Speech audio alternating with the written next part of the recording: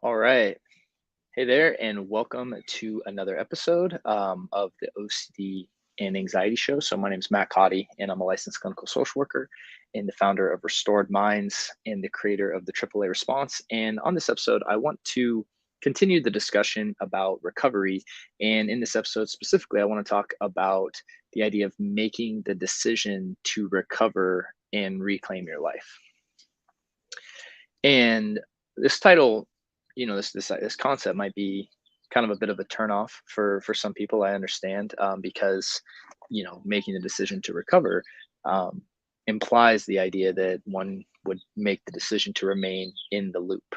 And for most of us, if we've ever been stuck in OCD anxiety, we believe that I would never choose to be in this loop.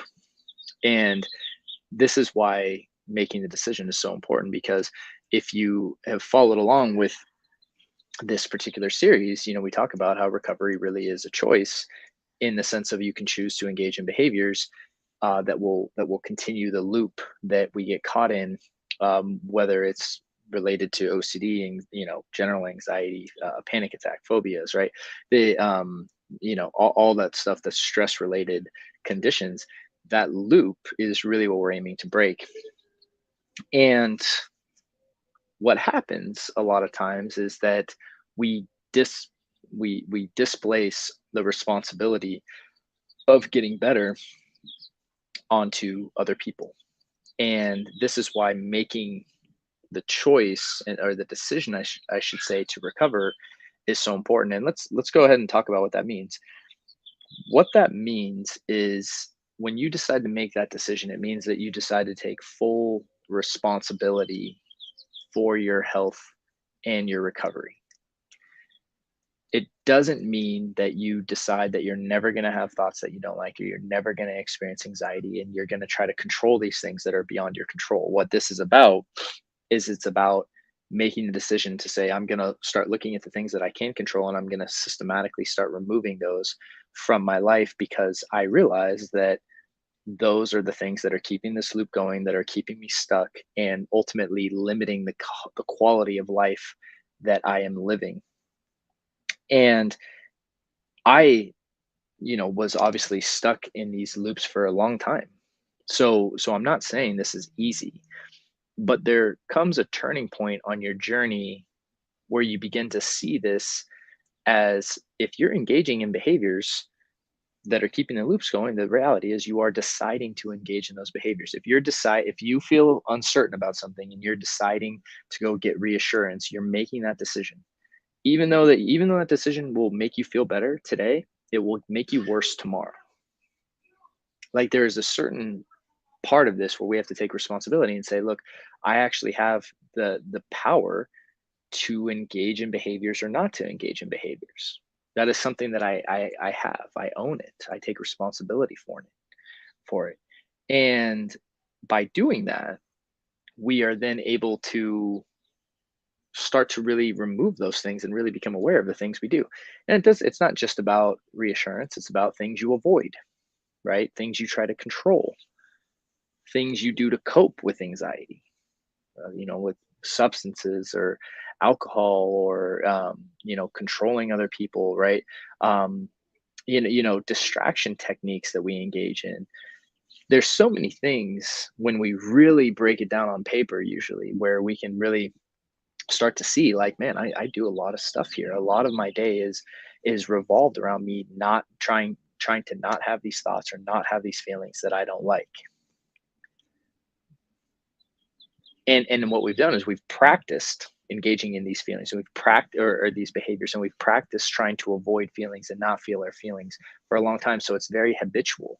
But that doesn't mean that it has to stay that way. It doesn't mean that you can't change those habits. It doesn't mean that you can't um, really do the hard work of learning to feel feelings, of learning to sit with uncomfortable thoughts and emotions, and actually allow that habituation to take place.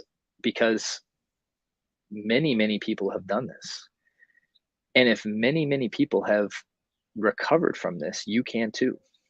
Like, the one of the big mistakes people think, and maybe I'll talk about this on the next episode, is they think that for some reason their specific situation is unique and somehow bypasses these these principles, or somehow is exempt from these principles. And man, that's just it's such a limiting and disempowering belief to hold on to that. And what that does is ultimately it displaces responsibility. So when we talk about making the decision to recover, the only person that can ever recover, really do anything to actually help you is you. I tell clients I work with all the time, like I don't heal people. I don't do any mystical craziness, right? It's like you are your own healer. And anyone who tells you differently is lying to you. And that scary sometimes when we think of that, but it also should be so empowering because it's like you've always been the answer. And what here's some of the things that we will do when we're not making the decision to recover is that we'll keep staying in student mode, right? We'll buy book after book after book after book, or you'll watch YouTube video and YouTube video after YouTube video to find that perfect answer, or find that solution that you think is, the missing piece to everything, when really it's just a matter of really looking at yourself and saying, hey, look, like, I know the work I need to do. I need to be able to sit with these feelings that come up. I need to be able to live with uncertainty about this one topic that's run into my mind. I need to not get involved in these conversations. And yes, we teach techniques to help you with that, right? And if anything, that's what the AAA response is all about. It's about having a solution focused approach to make sure that you don't engage in those behaviors. Because telling you not to do behaviors, well, part of that is like, you know, what what do I do then instead, right? So there's this kind of like empty void that people feel when you just get told not to do something that you've been doing for maybe some time. But the other problem is you often don't know all the behaviors you're doing. So that's why when we move to a solution focused approach, it inadvertently prevents you from engaging in all the other behaviors that you might not even know that you're doing. A lot of those which are mental, right? The rumination, the analyzation, the distracting yourself mentally, the reassurance, mental avoidance, all that stuff. So making the decision to recover, while it might sound offensive because it implies the idea that you're making the decision not to recover, I know no one is choosing to stay stuck in this loop, right? I mean, no, that would be silly. It'd be silly for me to imply. I never consciously was choosing to stay in that loop, to just to really suffer in that loop. That's not what I'm saying. What I am saying is that at a certain point though, I had to sit there and say, okay, well, like, what I'm doing is not working. you know at a certain point in my journey, I had to go, you know what I'm doing is not working and it's not producing results. And it's very unlikely that another book or another watching that YouTube video for the 15th time in a row, right, is going to be the solution. The reality is, I knew it was hard to sit with uncertainty. I knew it was hard to, face fear head on.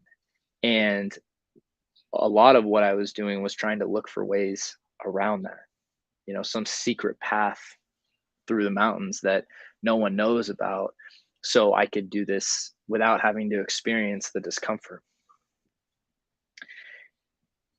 And what I've come to find is that path doesn't exist.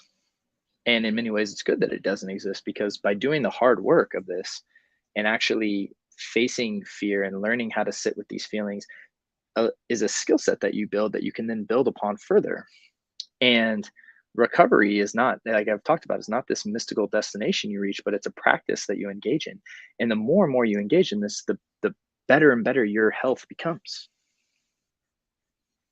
So when you are when you are fighting this process and you're looking for that thing that's going to bypass all the stuff that deep down you need to do, the reality is you have to realize that that's making a decision to stay in the loop. When you engage in behaviors and you shouldn't, that's making the decision to stay in the loop. You may not see it like that. You're making the decision to feel better today, and that's how you see it, and so you justify what's going to make me feel better. But in the same context of an addiction, you have to think of it in that context. Like, getting that relief and that feeling today keeps you in that trap of addiction tomorrow. And you can keep using and keep using and keep using and keep using, but eventually you're going to have to stop doing those behaviors that make you feel better. Metaphorically, of course, we're talking, and again, we might be talking about actual substances here too, right? Because it's kind of that all encompassing of any behavior that's really giving you that relief that you're looking for. And once you remove that, being able to sit with those feelings and to experience them and allow your body to process them and to actually have those thoughts, kind of run in your head, and learn the practice of not engaging with them. And all those behaviors, skill sets are again, once we start practicing that more and more and more and not engaging the behaviors, yeah, it's hard at first, but you get better and better and better and better at it. And that's the turning point that we're talking about here. That's the turning point on this journey, is that at that point you've made the decision to say, hey, look, like I'm all into this. I know what I'm doing is not working. I know it hasn't worked. Probably ain't going to work in the future. So I'm going to make the decision to go a new route, and I'm going to make the decision to reclaim my life and take back control.